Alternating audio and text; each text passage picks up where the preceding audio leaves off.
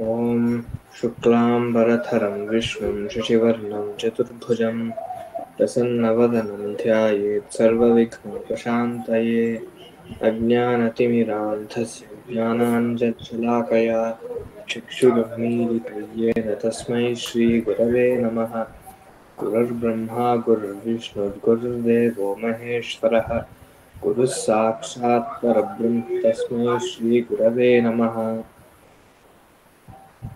त्वय्यायत्तं कृषिफलमिति भ्रूविलासानभिज्ञैः प्रीतिस्निग्धैर्जनपदबभूलोचनैः पीयमानः सद्यः क्षीरोत्कषणसुरभिक्षेत्रमारुह्यमालं किञ्चित् पश्चात् व्रजलघुगतिर्भूय एवोत्तरेण त्वय्यायत्तं कृषिफलमिति भ्रूविलासानभिज्ञैः त्वय्यायत्तं कृषिफलमिति त्वय्यायत्तं कृषिफलमिति भ्रूविलासानभिज्ञैः त्वय्यायत्तं कृषिफलमिति भ्रूविलासानभिज्ञैः प्रीतिस्निग्धैर्जनपदवधूलोचनैः पीयमानः प्रीतिस्निग्धैर्जनपदवधूलोचनैः पीयमानः प्रीतिस्निग्धैर्जनपदवधूलोचनैः पीयमानः सद्यः क्षीरोत्कषणसुरभिक्षेत्रमारुह्यमालम् सद्यः क्षीरोत्कषणसुरभिक्षेत्रमारुह्यमालं सद्यः क्षीरोत्कषणसुरभिक्षेत्रमारुह्यमालं किञ्चित् पश्चात् व्रजलघुगतिर्भूय एवोत्तरेण किञ्चित् पश्चाद् व्रजलघुगतिर्भूय एवोत्तरेण किञ्चित् पश्चाद् व्रजलघुगतिर्भूय एवोत्तरेण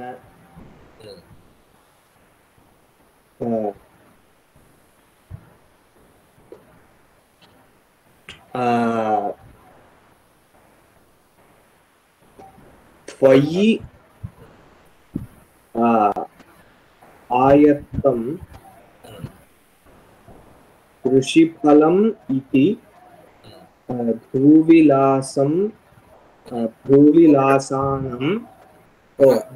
भ्रूविलासानभिज्ञैः प्रीतिस्निग्धैः जनपदवधूलोचनैः पीयमानः सद्यः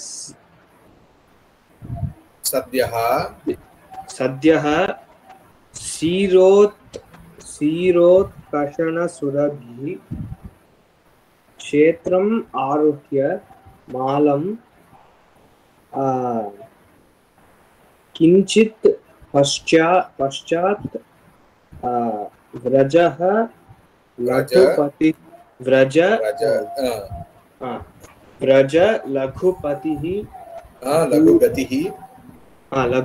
लघुगतिः भूयः एव ఉత్తరేణ సో ఇక్కడ క్రియాపదం వచ్చేసరికి రజ తర్వాత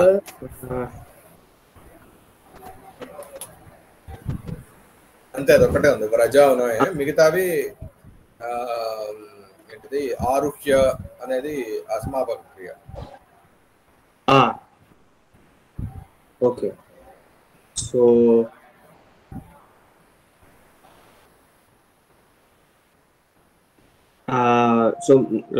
మామూలుగా ఈ రూపంలో ఉంటే మామూలుగా సంబోధన వస్తుంది కదా మామూలుగా అంటే వ్రజ అంటే అవును మధ్యమ పురుషు కాబట్టి ఇక్కడ హే మేఘ అని మనం పెట్టుకోవచ్చు అధ్యాహారం తీసుకోవాలి ఓకే హే మేఘ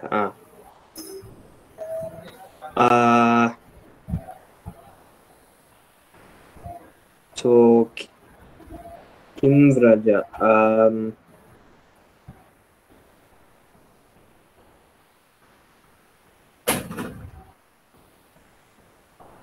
మాలం వ్రజ అని వస్తుంది.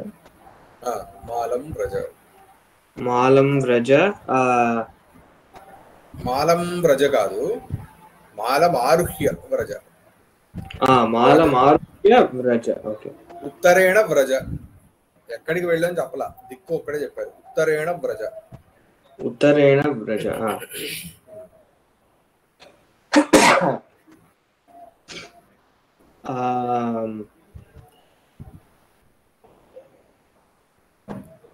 సో కిం కృత్వా ఆరుహ్య.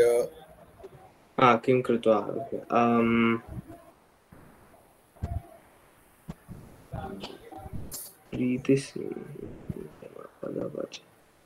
త్వం వ్రజ కదా, కథం భూతః సన్ వ్రజ.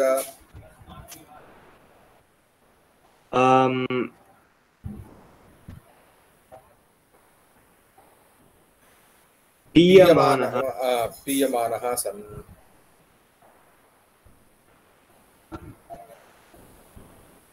తర్వాత పీయమానః అంటే ఏంటి? పీయమానః అంటే తాగుతూ, తాగబడుచున్న వాడవై. కైః పీయమానః?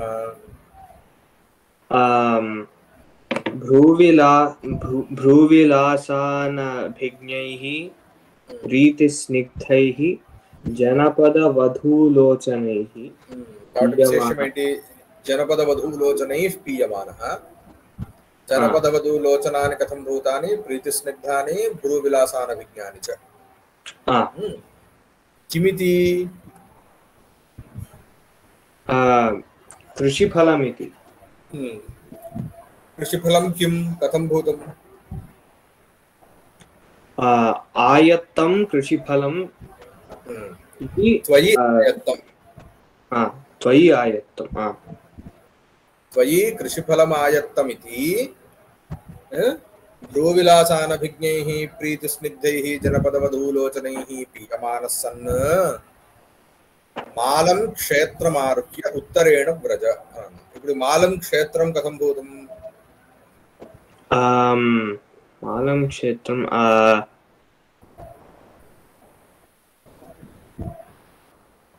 సీరోత్. అంతే అంతే. సీరోత్కషణ సురభి. సీరోత్కషణ సురభి. మాలం క్షేత్రమారుహ్య. మాలం క్షేత్రమారుహ్య ఆరుహ్య ఉత్తరేణ కించిత్ పశ్చాత్ లఘుగతిః సన్ భూయః ఏవ ఉత్తరేణ వ్రజ.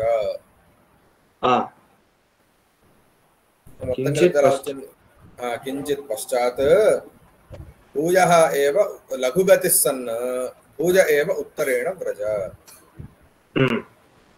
మొత్తం కలిపితే ఎలా వస్తుంది? త్వయ్యాయత్తం కృషిఫలమితి భూవిలాసానభిజ్ఞైః ప్రీతిస్నిగ్ధైః జనపదవధూలోచనైః పీయమానః సన్ సద్యః ఏవ సీరోత్కషణసురభి మాలం క్షేత్రమారుహ్య కించిత్ పశ్చాత్ లఘుగతిః సన్ భూయ ఏవ ఉత్తరేణ వ్రజ. ఓకే. ఏం చెప్తా? నువ్వు చెప్తావా? నేను చెప్తా. త్వయి ఆయత్తం కృషిఫలం ఇతి భ్రూవిలాసానభిజ్ఞైః ప్రీతిస్నిగ్ధైః జనపదవధూలోచనైః పీయమానః సన్ సద్యః ఏవ సీరోత్కషణసురభి మాలం క్షేత్రమారుహ్య కించిత్ పశ్చాత్ లఘుపతిః భూయః సన్ భూయ ఏవ ఉత్తరేణ వ్రజ. ఏం చెప్తున్నారు అని అంటే త్వయి కృషిఫలం ఆయత్తం. ఇప్పుడు మంచిగా వర్షాలు పడితేనే కదా మనకి అగ్రికల్చరల్ ఈల్డ్ బాగుండేది. అవును. కాబట్టి కృషి ఫలం, కృషి అంటే ఏంటి? వ్యవసాయం. అగ్రికల్చర్. కృషి యొక్క ఫలము అంటే దాని యొక్క అవుట్పుట్ ఏదైతే ఉందో అది త్వయి ఆయత్తం, నీ యందు ఉన్నది, అధీనం, నీ అధీనంలో ఉన్నది. ఎందుకు? మేఘాల అధీనంలో ఉన్నది అంటే మేఘాలు వస్తాయి, వర్షం పడుతుంది. కాబట్టి కృషి ఫలం ఏదైతే ఉన్నదో అది నీ అధీనంలో ఉన్నది అని ఇది అని భూవిలాస అనభిజ్ఞై. భూవిలాసము, భూ అంటే ఏంటి? కనుబొమ్మలు, ఐబ్రోస్. వాటి యొక్క విలాసము అంటే ఇప్పుడు ఇలా దగ్గరికి పక్కకి ఇలా ఇలా అంటే దాన్ని భూ విలాసము అని అంటారు, దాన్ని వికారము అని అంటారు. అంటే ఏంటి? ఐబ్రోస్ ని కదల్చడం. ఆ ఐబ్రోస్ కదులుతున్నాయి అని అనభిజ్ఞై, తెలియనటువంటి వాడు ఎవరు అంటే కనుబొమ్మలు కదులుతున్నాయి అని తెలియనటువంటి ప్రీతి స్నిగ్ధై, ప్రీతి వలన. అంటే ప్రీతి అంటే ఏంటి?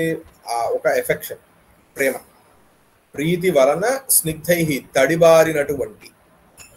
స్నిగ్ధం అంటే ఏంటి? తడి కావటం. ఎందుకని తడి కావటం? ఆనంద బాష్పాలు అంటాం కదా. అలా స్నేహము చేత, ప్రీతి అంటే స్నేహం అని కూడా తీసుకోవచ్చు, స్నేహము చేత తడిబారినటువంటి జనపద వధూలోచనై. జనపదములు అంటే ఏంటి? పల్లెలు. పల్లెలు అంటే గ్రామాలలో ఉన్నటువంటి వధూ స్త్రీల యొక్క లోచనై, కనుల చేత. స్త్రీల యొక్క కనులు ఎలా ఉన్నాయట? ప్రీతి స్నిగ్ధములుగా ఉన్నాయి, భూ విలాస అనభిజ్ఞములుగా ఉన్నాయి. అంటే అవేంటి? మామూలుగా పల్లెల్లో ఉన్న స్త్రీలు మేఘాలను చూడంగానే వాళ్ళకి ఒక ఆనందం. ఇప్పుడు వర్షం పడుతుంది, వర్షం పడితే గనక మా పంట బాగా వస్తుంది అని చెప్పని దానివల్ల వాళ్ళకి ఆనందం వచ్చింది. ఆనందం వేయటం వల్ల కళ్ళంబడి నీళ్లు కారుతున్నాయి. అలాగే పైకి ఇలా చూస్తున్నారు కదా, చూసేటప్పుడు కనుబొమ్మలు మారుతాయి కదా, అవి తెలియట్లేదు వాళ్ళకి, ఎందుకంటే అవుట్ ఆఫ్ ఇమోషన్.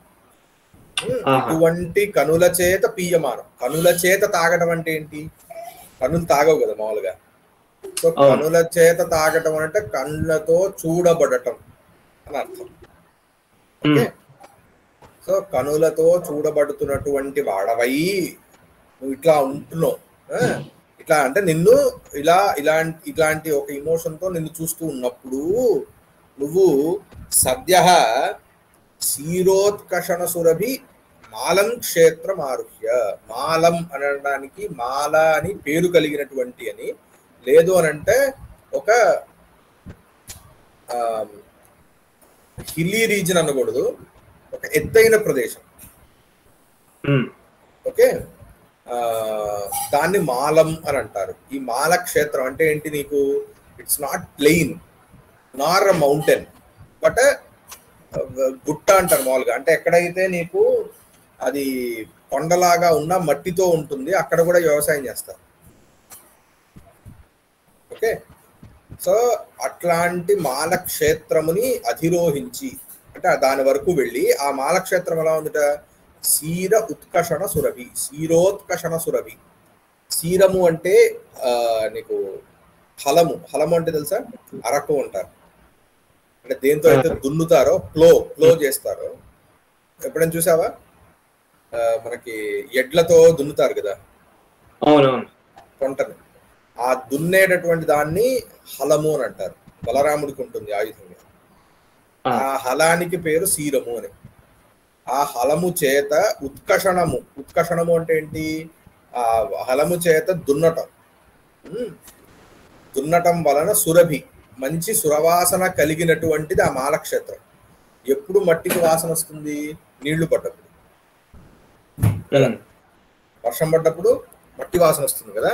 సో ఇక్కడ దానివల్ల ఏం చెప్తున్నారు అంటే, నువ్వు సద్య అంటే వెంటనే, అప్పుడే ఆ మాలక్షేత్రాన్ని నీటితో తడిపి దానికి మంచి సువాసన వచ్చేటటువంటిదిగా చేసి, అక్కడి నుంచి కించిత్ పశ్చాత్ కొంతకాలం తరువాత లఘుగతి సన్. లఘుగతి అంటే ఏంటి? నెమ్మదిగా, లో స్పీడ్. ఓకే, లఘుగతి సన్ అంటే తక్కువ వేగముతో, అంటే నెమ్మదిగా వెళ్ళు అంటే ఏంటి? వెళ్తున్న ప్రదేశాలన్నిటినీ కూడా నువ్వు తడుపుకుంటూ వెళ్ళు అని అర్థం. అన్ని చోట్ల కూడా వర్షిస్తూ వెళ్ళు. ఏవ ఉత్తరేణ, భూయ ఏవ ఉత్తరేణ, అలాగే ఉత్తర దిక్కునకు నువ్వు వ్రజ, వెళ్ళు అని చెప్పి చెప్తా. భూవిలాసానభిజ్ఞై ప్రీతిస్నిగ్ధై జనపద వసూలోచనై క్షీరోత్కషణ సురభి లఘుగతి. భ్రు అనే పదానికి భ్రువః, సో భ్రువోః అని వస్తుంది అంతేగా. భ్రువోః విలాసః భ్రూవిలాసః.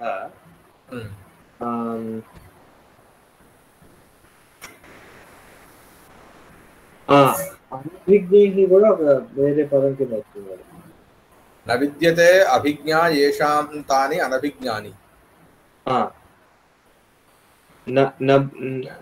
అనభిజ్ఞతే, సారీ, న అభిజ్ఞతే అభిజ్ఞాయతే, న అభిజ్ఞాయతే. లేకపోతే న విద్యతే అభిజ్ఞ. అభిజ్ఞ అంటే జ్ఞానం.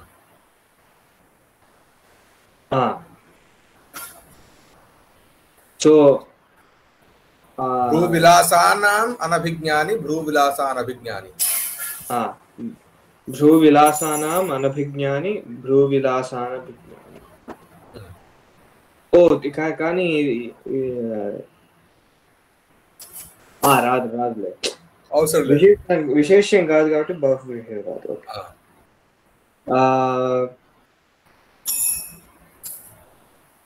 కృషి ఫలం కూడా ఉంది. కృషి ఫలం, కృషేః ఫలం కృషి ఫలం. ప్రీతి స్నిగ్ధైః,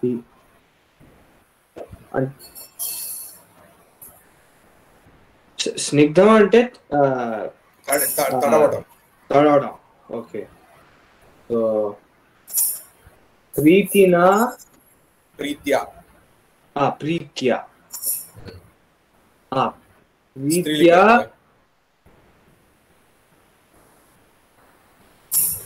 ప్రీత్యా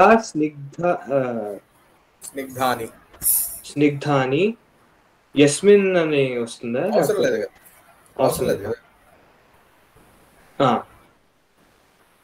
సో ప్రీత్యా స్నిగ్ధాని.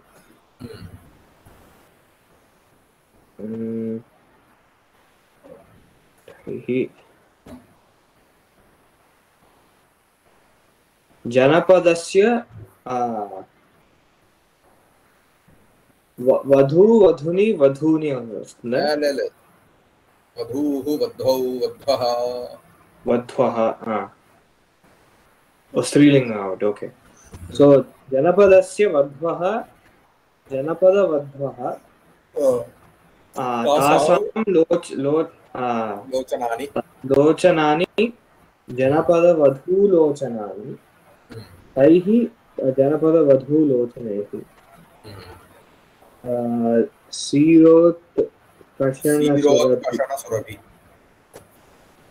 క్షీరేణ ఉత్కషణం, క్షీరోత్కషణం.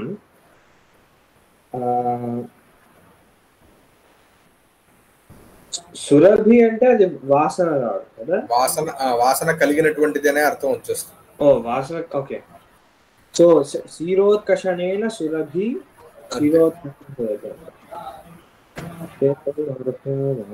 లఘుగతి. లఘుగతి. లఘుః గతిః.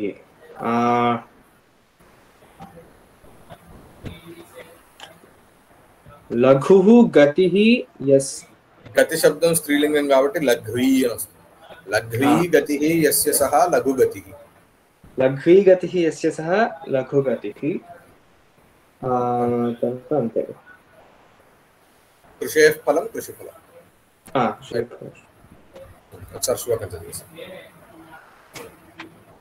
త్వయ్యాయత్తాం కృషిఫలమితి భ్రూవిలాసానభిజ్ఞైః ప్రీతిస్నిగ్ధైర్జనపదవధూలోచనైః పీయమానః సద్యः క్షీరోత్కషణసురభిక్షేత్రమారుహ్యమాలం కించిత్ పశ్చాద్వ్రజలఘుపతిర్భూయ ఏవోత్తరేణ.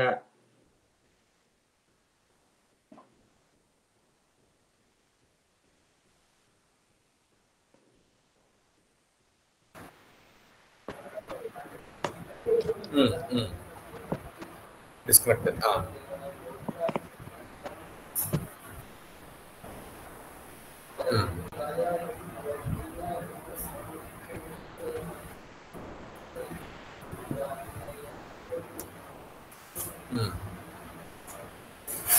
ఒక్కసారి శ్లోకం చదివేస్తే మనం వెళ్దాం.